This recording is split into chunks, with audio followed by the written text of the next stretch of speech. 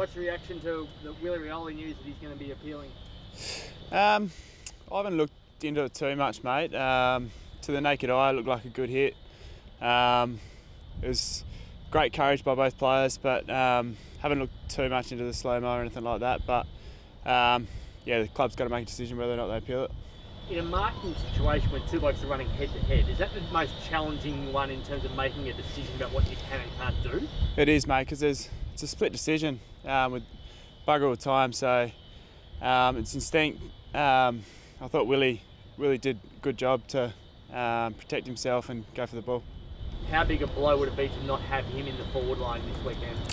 Yeah, obviously you want Willie in the team, what he brings to the team, and he's such a valuable player to us, so obviously we want him out there, and it's good to see him back for his first game after a long period on the side. So we love Willie and we love what he brings to the team. He gave you a bit of a different look with the way your forward line operates, with the way he moves around compared to a lot of the other forwards you've got. Like, how dynamic was he, did you feel, in that game? Yeah, he was very dynamic. He does some pretty freakish stuff. I think what we value the most is probably his defensive stuff, how quick he is, and then on the back of that he can hurt you with his skills by foot. Jack, there's a chance you'll get another forward back in Jack Darling this week. What do you make of that?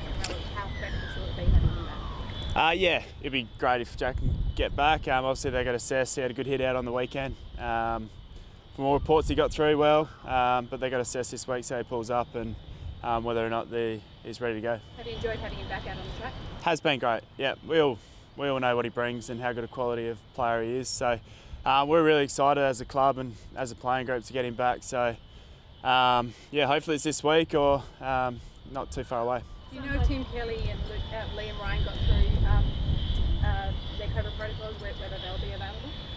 Yeah, that's another one. They're at the club now, so they got through. It's exciting for us. Got to assess those boys as well. Hopefully they get a good hit out this week and pull up well, and they're in the mix for this week. Luke Shuey, have you spoken to him? Is he good to go? Yeah, he's fit.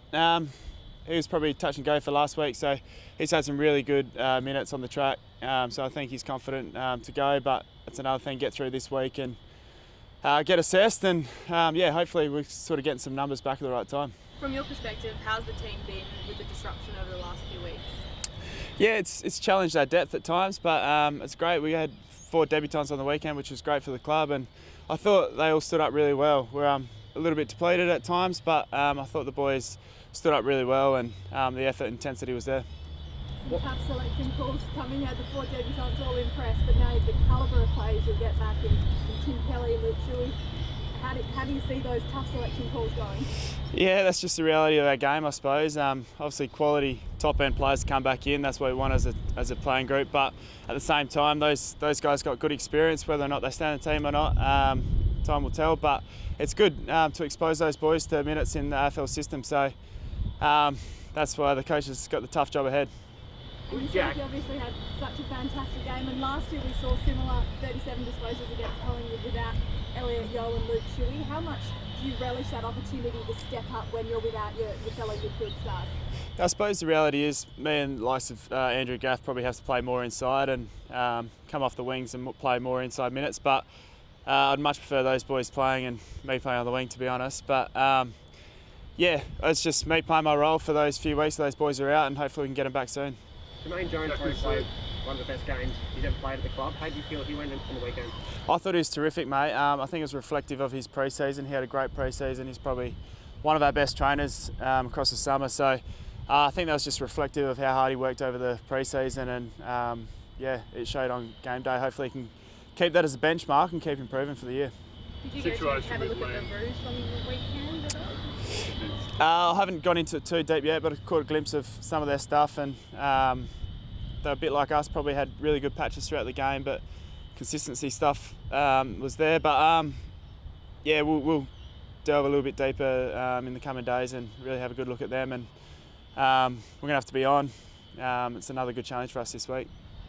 As a situation, Jack, with Liam and Tim, has it made you think a bit more as players about the COVID situation right now, especially with games coming around? For sure, mate. Yeah, we can't afford to slip up and be out into the community too much. That's the reality of it. So outside of the footy club, we're pretty limited at what we can do. So the boys are pretty smart around that, and we're going to make smart decisions away from the club. Are you just treating it sort of individually, or have you got a set of things that you've agreed that you want to stick to as players? It's a little bit individual. Some things we can't avoid, but we're just kind of trying to limit our exposure out in the community. We're not going out socialising. We're probably keeping it under wraps a little bit for this period while it's probably peaking in the community. With Jack Darling, from a midfielder's perspective, he always trains and he always plays. That's been the consistent thing for him. When he wasn't there for training and in the games, when you're looking up, is it really different to what you're accustomed to seeing with the forward centre? Yeah, it is. The beauty of Jack, he is so consistent, and you know what you're going to get each week. So, but there's other blokes who played the role. I thought Hugh Dixon's played his role and put his hand up. He's been great for the team whilst Jack Darling's been out. But yeah, you can't really replace those types of players. They're top-end talent, and JD's got to be great to have back because you know what he's going to bring each week, and he's just that contest and his ability to hit the scoreboard.